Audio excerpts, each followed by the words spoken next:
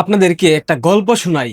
আমার গ্রামের পাশের গ্রামে একটা মুরব্বি টাইপের বড় ভাই ছিল। মানে আমরা তাকে অনেকেই সম্মান করতাম, অনেক ভালোভাবে সম্মান করতাম। সে একটা ছোটখাটো মোটামুটি ভালোই ব্যবসা করতো, ভালোই প্রফিট হইতো। একটা সময় সে সিদ্ধান্ত নিল সে একটা বাড়ি বানাবে, ডুপ্লেক্স, দোতলা বাড়ি। তার জীবনের স্বপ্ন সে তার ইনকামের সকল অর্থ দিয়ে একটা বাড়ি বানাবে এবং সেই বাড়ির পাশে একটা সুইমিং পুল থাকবে, একটা পুকুর থাকবে, একটা বাগান থাকবে, সেখানে টুকটাক শাকসবজি চাষাবাদ করবে। এই ধরনের একটা পরিকল্পনা থেকে সে রাস্তার পাশে তার একটা জমি ছিল, সেখানে পরিকল্পনা মোতাবেক বাড়ি বানানোর সকল বন্দোবস্ত করে ফেললো।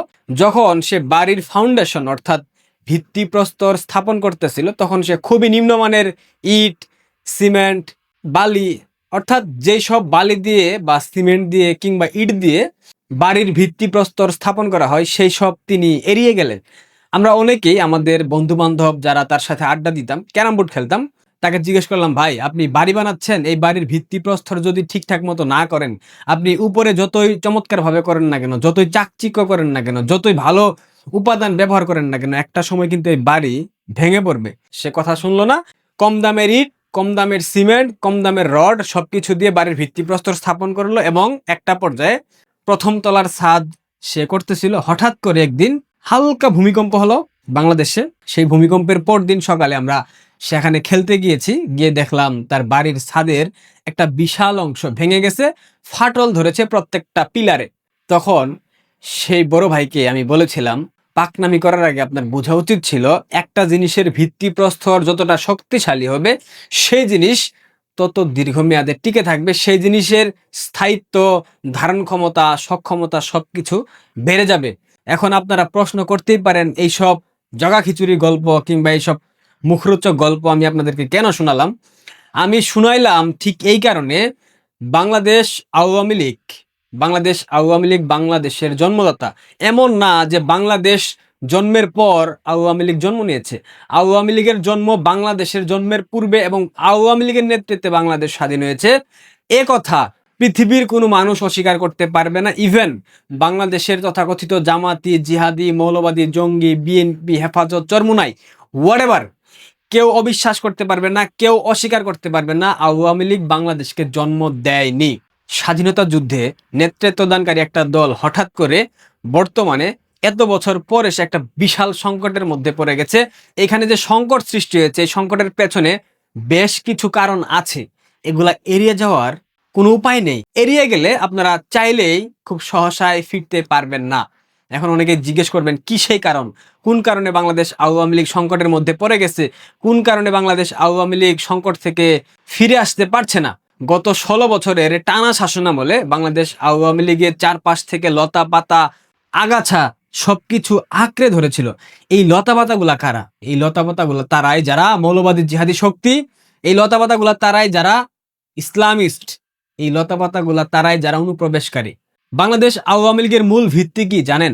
বাংলাদেশ আওয়ামী লীগ যাই করুক না কেন, যত কিছুই করুক না কেন, যত প্রক্রিয়া অবলম্বন করুক না কেন, তাদের মূল ভিত্তি, তাদের যে শেকড়, তাদের যে জন্মলগ্ন, সেখানে ফিরে যেতে হবে। অন্যথায় চাইলেও বাংলাদেশ আওয়ামী লীগ সহজেই ফিরতে পারবে না। বাংলাদেশ আওয়ামী লীগের যে ভিত্তি, যে শেকড়, বাঙালি জাতীয়তাবাদ, সমাজতন্ত্র, গণতন্ত্র এবং ধর্মনিরপেক্ষতা, এই চারটা মূল ভিতে বাংলাদেশ আওয়ামী লীগকে ফিরে যেতে হবে। অনেকেই বলতে পারেন, এখানে ফিরে যাওয়া কি খুব সহজ? আর এখানে ফিরে গেলে বাংলাদেশের মানুষের যেহেতু ধর্মীয় অনুভূতির একটা ব্যাপার থাকে, তারা কি আদৌ বাংলাদেশ আওয়ামী লীগকে পছন্দ করবে? এটার উত্তর আশা করি 5 অগাস্টের প্রেক্ষাপট আপনাদেরকে দিয়ে গেছে। আওয়ামী লীগ মূল্যাপ্রীতি দেখিয়েছিল। আওয়ামী লীগ 560টা মডেল মসজিদ করেছে। আওয়ামী লীগ বাংলাদেশের বিভিন্ন প্রান্তরে চিপাই চাপাই মাদ্রাসা করেছে। আওয়ামী লীগ এই মোল্লাদের পেট মোটা করেছে। আওয়ামী লীগের মধ্যে আজাহারি লীগ, খমেনি লীগ, খালেদা লীগ, তারেক লীগ, আহমদুল্লাহ লীগ, তারেক মনোয়ার লীগ থেকে শুরু করে হামজা লীগ পর্যন্ত আমরা দেখেছি। তারা কিন্তু বিগত সময়ে এই মোল্লাদের, এই টুপিওয়ালা বদমাশগুলাকে খাইয়ে পরিয়ে বাঁচিয়ে গুদগুদে করেছে। গুদগুদে ভাষাটা আমাদের গ্রাম বাংলার ভাষা, মানে মোটা তাজা করেছে। একদম দুম্বার মতো, লবণের বস্তার মতো, চাউলের বস্তার মতো মোটা তাজা হয়েছে। এই মোটা তাজা হওয়া প্রাণীগুলো 5 আগস্ট বঙ্গবন্ধুর প্রতিকৃতিতে এরা মূত্র বিসর্জন করেছে, আমরা কিন্তু সেটা দেখেছি। সুতরাং আওয়ামী লীগ যদি ফিরতে চায়, তাদেরকে অবশ্যই ধর্মনিরপেক্ষ হয়ে ফিরতে হবে, তাদেরকে অবশ্যই বাঙালি জাতীয়তাবাদে ফিরে যেতে হবে, তাদেরকে অবশ্যই সমাজতন্ত্র এই ব্যবস্থায় ফিরে যেতে হবে, তাদেরকে অবশ্যই গণতান্ত্রিক পন্থা অবলম্বন করে ফিরতে হবে। অন্যথায় তারা ফিরলেও সহজেই সুবিধা করতে পারবে না, এবং ফিরে যদি ক্ষমতাতেও আসে সেই ক্ষমতা আদৌ কতদিন দীর্ঘস্থায়ী হবে সেটাও অনেকটা ভাববার বিষয়। এখন আপনারা আমাকে অনেকে বলবেন, আপনি কি তাহলে ইসলামের পরিপন্থী কিনা, ইসলাম আপনি পছন্দ করেন কিনা, ইসলাম ধর্মকে আপনি ধারণ করেন কিনা। দেখেন, এশিয়াতে ইসলামকে যেভাবে উপস্থাপন করা হয়, এশিয়াতে ইসলাম ধর্মটাকে যেভাবে নিজেদের স্বার্থ উদ্ধারের জন্য ব্যবহার করা হয়, যেভাবে রাজনৈতিক ফায়দা লুটার জন্য ইসলামকে ব্যবহার করা হয়, এইভাবে যদি দীর্ঘমেয়াদে চলতে থাকে, আশা করি, আমার মনে হচ্ছে অদূর ভবিষ্যতে, সেটা বেশি দিন না, হতে পারে 2 বছর, 3 বছর কিংবা 5 বছর, ইসলাম ধর্মটা সারা পৃথিবীতে নিষিদ্ধ ধর্ম হিসেবে পরিগণিত হবে। কেন হবে জানেন? কারণ এই যে নারায়ে তাকবীর, আল্লাহু আকবার স্লোগান দিয়ে বিধর্মী কিংবা অন্য মতাদর্শের কিংবা অন্য ধর্মের মানুষদেরকে হত্যা করার প্রবণতা, এই যে নারায়ে তাকবীর স্লোগান দিয়ে কাফের ঘোষণা দেওয়া, এইসব বিষয় বিধর্মী কিংবা ইহুদি কিংবা অন্য কোনো ধর্মে নাই। প্রাণী হত্যা প্রত্যেকটা ধর্ম সমর্থন করে না। সুতরাং ইসলাম যদি এইসব মিথ্যাচার করে, ইসলাম যদি এইসব ফোবিয়া সৃষ্টি করে সারা বিশ্বব্যাপী ছড়িয়ে দেয়, সেই ক্ষেত্রে ইসলাম ফোবিয়া সাধারণ মানুষের মধ্যে চলে আসবে। এটা খুব সিম্পল একটা বিষয়, এখান থেকে আপনারা কেউ বেরোতে পারবেন না। বাংলাদেশ আওয়ামী লীগ আমরা দেখেছি চরমোনাই প্রেমী, হেফাজত প্রেমী, জামাত প্রেমী, আজহারি প্রেমী, তারেক মনোয়ার প্রেমী, অর্থাৎ ইসলামিস্ট যেই তথাকথিত বক্তাগুলো আছে, যারা বদমাস, যারা ভণ্ড, যারা বেহায়া, যারা ধর্মের নামে গলাবাজি করে। দেখেন, আজ আমি একটা ভিডিও দেখতেছিলাম, ভিডিওটা আমি সেভ করতে পারিনি, এর আগে ডিলিট হয়ে গেছে। আহমদুল্লাহ আসুন্নাহ ফাউন্ডেশনের যে মালিক, সে বলতেছে এই যে হামের টিকা, এটা পশ্চিমাদের আবিষ্কার, এই টিকা শিশু বাচ্চাদেরকে দেওয়া যাবে না। কত বড় বদমাশ হলে এই ধরনের কথা বলতে পারে? সে যে সামাজিক যোগাযোগ মাধ্যমে স্ট্যাটাস দিয়েছিল কিংবা ইউটিউবে ভিডিও দিয়েছিল, সেই যে ইউটিউব ব্যবহার করে, ইউটিউব কিন্তু পশ্চিমাদের তৈরি করা একটা প্রতিষ্ঠান, এবং সে যে ফোন, স্মার্টফোন কিংবা ল্যাপটপ দিয়ে সেই ইউটিউবে ভিডিও আপলোড করে, এডিটিং করে, এইটাও কিন্তু পশ্চিমাদের সৃষ্ট করা।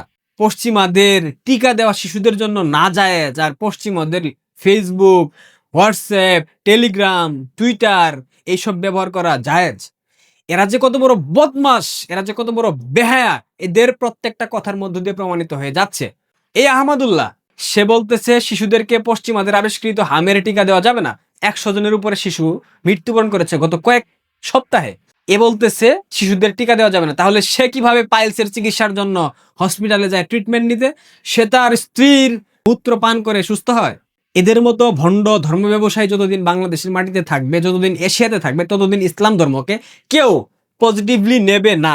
কে কিভাবে ব্যাখ্যা দেবেন, কে কিভাবে মিন করবেন, আই ডোন্ট কেয়ার। এটাই সত্য।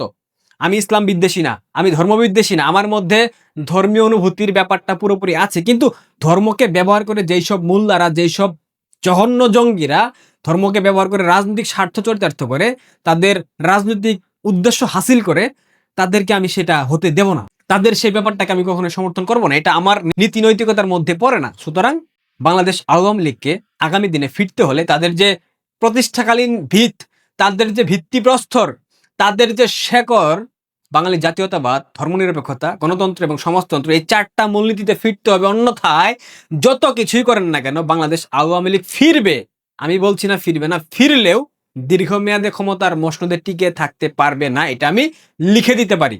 আমাকে যেই ট্যাগ দেন না কেন, আই ডোন্ট কেয়ার, বাট এটা সত্য। সত্য কথা সবসময় বলতে হবে। বাংলাদেশ আওয়ামী লীগের তৃণমূলের নেতাকর্মীদের উদ্দেশ্যে একটা বার্তা থাকবে। আপনাদের মধ্যে যারা খোমেনি লীগ, খালেদা লীগ, তারেক লীগ, মিজানুর রহমান আজহারি লীগ, আহমদুল্লাহ লীগ, আমির হামজা লীগ, এদেরকে বয়কট করেন, এদেরকে দূরে সরিয়ে দেন। 15 বছরে এদের একটা বিশাল সংখ্যা আমরা বাংলাদেশের মাটিতে দেখতে পেয়েছি। তারা বলে আমিও তো আওয়ামী লীগ করি, কিন্তু আমার মধ্যে ধর্মীয় অনুভূতি আছে, আমার মধ্যে এইটা আছে, আমি কিভাবে মিজানুর রহমান আজহারিকে অপছন্দ করি। আরে বেটা, মিজানুর রহমান আজহারি সে একটা জঙ্গি, সে একটা জামাতের এজেন্ট। এটা বুঝার জন্য যতটুক সক্ষমতা প্রয়োজন, ততটুক সক্ষমতা আপনাদের মধ্যে নাই। আর যাদের মধ্যে নাই তাদেরকে আপনারা বয়কট করেন, তাদেরকে আপনারা সমাজ থেকে দূরে সরিয়ে দেন। আমি বলতেছি না পুরো দেশ থেকে দূরে সরিয়ে দেন, আপনাদের যে চাল চলন, আপনাদের যে চলাফেরা, সেই জায়গা থেকে এদেরকে বয়কট করেন। আশা করি আমার কথা বুঝতে পেরেছেন। বাংলাদেশ আওয়ামী লীগের নীতি নির্ধারণী মহল যারা আছেন, তারাও আশা করি ভিডিওটা দেখবেন এবং ভাববেন। ধন্যবাদ।